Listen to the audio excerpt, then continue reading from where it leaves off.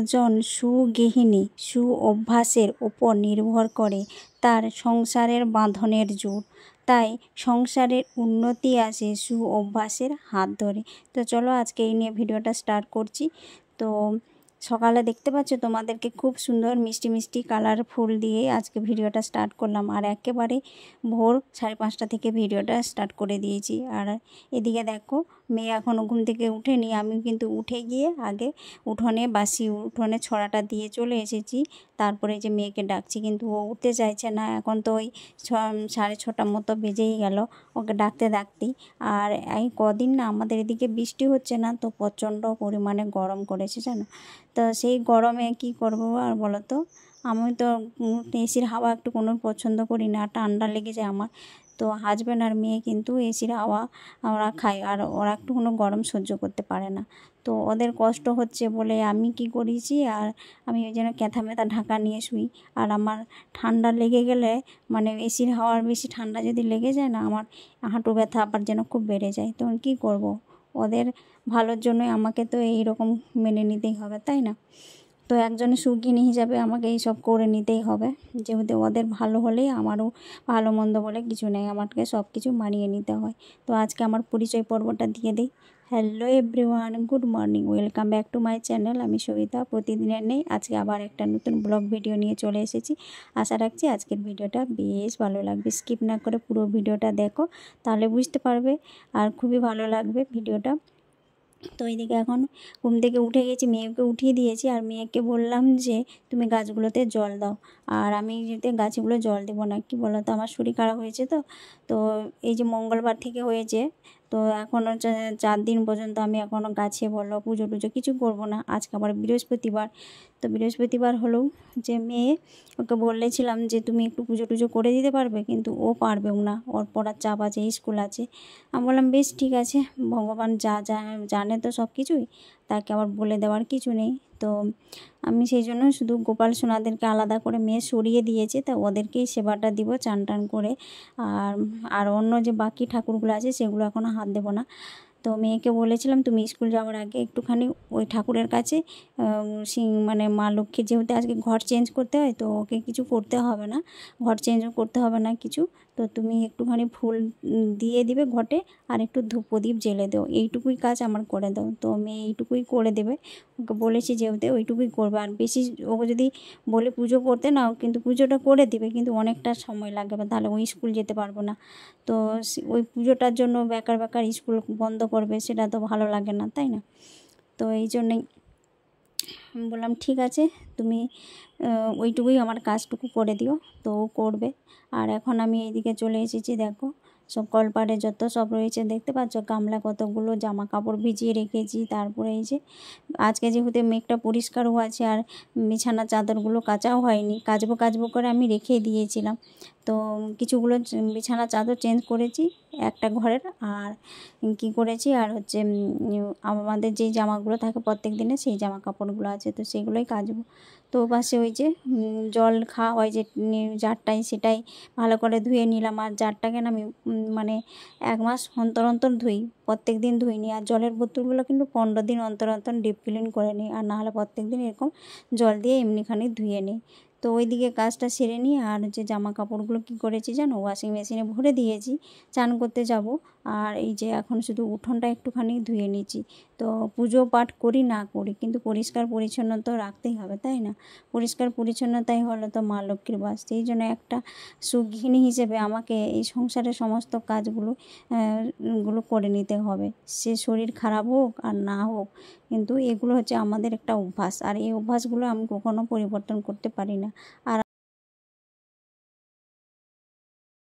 অপরিষ্কার ঘর দুয়ার এগুলো কিন্তু পছন্দ করি না। তো যতই শরীরের কষ্ট হোক যে হোক, কিন্তু আমি প্রত্যেক দিনের কাজ প্রত্যেক দিন করে নিই। তো এদিকে দেখো আমি চান করতে চলে গেছি, আর মেয়ে দেখো চা করেছিলাম আর খেতে দিয়েছিলাম, আর সেই সময় বাঘের মাসি চলে এসেছে, তো ওকে একটু বিস্কুট খেতে দিয়ে দিল।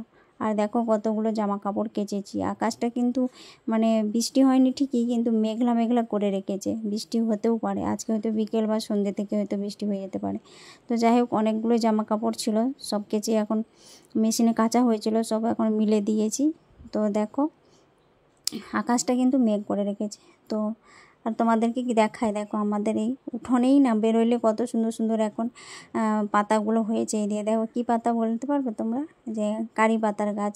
তো এত সুন্দর পাতা হয়েছে কুচি কুচি, দেখে মনে হয়েছে প্রত্যেক দিন কিছু না কিছু রান্না করে খাই, খুবই ভালো লাগে। আর এই যে একটা লেবু গাছ হয়েছে, তো হাজব্যান্ড এই গাছগুলো কেটে দেবে বলছিল, আমি বলি না থাক, একটা গাছ তুমি বড় গাছ কেটে দিয়েছো, আর ছোটো গাছগুলো যদি কেটে দাও তাহলে আমি কোথাও কিছু বানাতে গেলে কারি পাতা যখন লাগবে ঝট করে তখন পাবো না। তো কারো বাড়িতে কেন যাব, নিজের বাগানে হয়েছে থাক, সেখান থেকে আমি ঝটপট করে নিয়ে এসে তুলে রান্না করতেও পারবো। তো এইদিকে চলে এসেছি একবার রান্নাঘরে। তো চান টান করে গোপুসোনাদেরকে সেবাটা দিয়েছি। তো এবারে যে আজকে বৃহস্পতিবার যেহেতু নিরামিষই হবে, তো ওইদিকে দেখো আমি ভাতটা পাশে বসিয়ে দিয়েছি, আর পাশে ডালটা বসিয়ে দিয়েছি। আলু সেদ্ধ আজকে করিনি, তো আজকে ওকে সয়াবিনের তরকারিটা বানিয়ে দেব। তো তার জন্যেই সয়াবিনটা গরম জলে ভিজিয়ে রেখেছি, আর আলুটা কী করেছি যেন ভাতের মধ্যে দিয়ে দিয়েছিলাম, তো ভাতও হয়ে যাবে আর আলুটাও আমার সেদ্ধ হয়ে যাবে, তো চটজলদি হয়ে যাবে, সেই জন্যই এরকম করে বুদ্ধিটা করি। তো একজন গৃহিণী হিসেবে একটু নিজস্ব বুদ্ধি খাটিয়ে কিন্তু এই কাজগুলো করে নিতে হয়, যাতে আমাদের সময় বুঝে আমরা কাজটা করি, যাতে আমাদের সুবিধা হয় কাজে। তো এইদিকে দেখো সয়াবিনের তরকারিটা করে নিচ্ছি, যেহেতু ডাল করেছি তো সেই জন্য সয়াবিনের তরকারিটা ঝোল করিনি, মাখো মাখো করেছি। আর এই যে মেয়ে খেয়ে যাবে তার জন্য এই যে ঝটপট করে এখন রান্না বান্না করে দিচ্ছি। তো সয়াবিনের তরকারি ডাল হয়ে গেছে, আর এই যে ওর পাঁপড় ভাজা তো রোজ চাই আর চাই, তো তার জন্য পাঁপড়টা ভেজে নিচ্ছি। তো আমাদের মতো মধ্যবিত্ত পরিবারের গৃহিণীদের কিছু কিছু অভ্যাসের ওপরে কিন্তু আমাদের সংসারের বাঁধন বা সংসারটা টিকে থাকার, আমাদের সংসারের মধ্যে অটুট ভালোবাসা, মায়া জড়ানো সংসারটায় আমাদের আমাদের নিজের ওপর নির্ভর করে যে আমি কতটুকু সংসারটাকে ভালোবাসি। সংসারের প্রত্যেকটা মানুষের খেয়াল রাখা, যেমন প্রত্যেকটা মানুষের মধ্যে দায়িত্ব, ঘরের বাইরে সব কিছু নিজের হাতে সামাল দিই। তো এগুলো যদি আমরা প্রত্যেকটা দায়িত্ব কর্তব্যকে নিজের হাতে নিষ্ঠা সহকারে এবং ভালোবেসে যদি কাজগুলো করি না, তাহলে দেখবে আমাদের সংসারের যে বাঁধনটা সেটা এত সহজেই ছিঁড়ে যাবে না, তাই না? সেই জন্য বলে ভালোবাসা হচ্ছে একটা এমন বাঁধন যেটা কখনো ছিঁড়ে যাবে না, বা কোনো দিন কিছুই বা যতই ঝড় আসুক, আপদ আসুক, বিপদ আসুক, কখনো ভাঙবে না বা নষ্ট হবে না। তো সেই জন্য ভালোবাসার জোর এতটাই। তো ভালোবাসা থাকলে সেই সংসারে কখনো কোনো ঝড় আপদ বিপদে কোনো কিছু ক্ষতি করতে পারবে না, তাই না? তো সেই জন্য আমাদেরকে একটা গৃহিণী হিসেবে আমাদেরকে সংসারটাকে এতটাই মজবুত করতে হবে, যাতে সংসারের কোনো কিছুতেই যেন আমরা ভেঙে না পড়ি। সুখ আসুক, দুঃখ আসুক, ঝড় আসুক, যে কিছু আমাদেরকে মানে কি বলবো, সব সময় একটা সাপোর্ট হয়ে দাঁড়াতে হবে। তো সেই রকম কোনো কিছু বাধা বিপদ আলে যাতে আমরা সরে না যেতে পারি, আমরা এক জায়গায় যেন স্থায়ীভাবে থাকতে পারি। তো তাতে কিন্তু আমাদের সংসারের বাঁধনের জোরটা অনেকটাই হবে, মজবুত হবে আমাদের সংসারের খুঁটিটা। আর এই আমাদের সুন্দর সুন্দর অভ্যাসের মাধ্যমেই কিন্তু হয়। সংসারের উন্নতি আসে কী বলো তো, একজন সুগৃহিণীর হাত ধরেই আসে, সুন্দর সুগৃহিণীর অভ্যাসের মাধ্যমে। তো এদিকে দেখো রান্না বসিয়ে দিয়েছি, ওপাশে রান্না করতে করতেই আমি কিন্তু এই কাজগুলো করে নিই। তো সবজিগুলো গুছিয়ে রাখলাম, তারপরে ওই যে কেশরি মেথি পাতাটা ছিল না সেটা আবার রাখলাম। আর এই যে এখন রান্না করতে করতে দেখো পাশে আমার গ্যাস চলছে। তো রান্না করতে করতেই আমি এখন এই যে মশলার গুঁটো বাটো যেগুলো থাকে না, সবসময় আমি এগুলো খেয়াল রাখি, অল্প থাকতে থাকতে এগুলো ঢেলে রাখি, যাতে আমার সকালবেলা রান্না করার তাড়া থাকে, আর খুব আমি ব্যস্ত থাকি। তো মেয়ে যেহেতু স্কুলে যায়, সেই জন্য যখনই সময় পাই তখনই কাজগুলো করে নিই, এগিয়ে রাখি, যাতে আমার কাজের সুবিধা হবে। সেই জন্য নিজের সময় অনুযায়ী আমি কাজটা এভাবে করে থাকি যখনই সময় পাই। তো দেখো সবগুলোতে মশলা যেগুলো ছিল না সেগুলো আমি ভরে দিচ্ছি, অল্প অল্প যেগুলো ছিল যেমন লঙ্কা, হলুদ, জিরে গুঁড়ো, ধনে গুঁড়ো সব এইভাবে করে মশলাদানির মধ্যে সুন্দর করে গুছিয়ে রাখলে হাতের কাছে কি বলো তো, যখন রান্না করব চটজলদি পেয়ে যাব। তো তখন ওই রান্না করার সময় এটা নাই ওটা নাই, তখন ওই যে এখান থেকে সেখানে ঢালো, সেখান থেকে সেখানে ঢালো, এই রকম একটা তখন খিচিবিচি লেগে যায়। তো এইদিকে দেখো, আর আমি ওই যে টিস্যু পেপারটা দিয়ে রাখি না, তো আমি সপ্তাহে একবার করে এটা চেঞ্জ করে নিই, দেখেছো? তো দেখো আমার মশলাদানিটা কত সুন্দর পরিষ্কারে রয়েছে। তো টিস্যু পেপারটা যেটা এখন এটা ফেলে দেবো সেটা দিয়ে ভালো করে মুছে নিলাম। দেখো পরিষ্কার রইলো, আর আমার কাজেরও তাড়াতাড়ি হয়ে গেল, সুবিধাও হলো। তো আবার এটাকে নিয়ে এসে ঘষা মাজা করো, অনেক কিছুই করতে হবে, না হলে আবার গুছিয়ে ঠিকভাবে রাখতে পারবো না।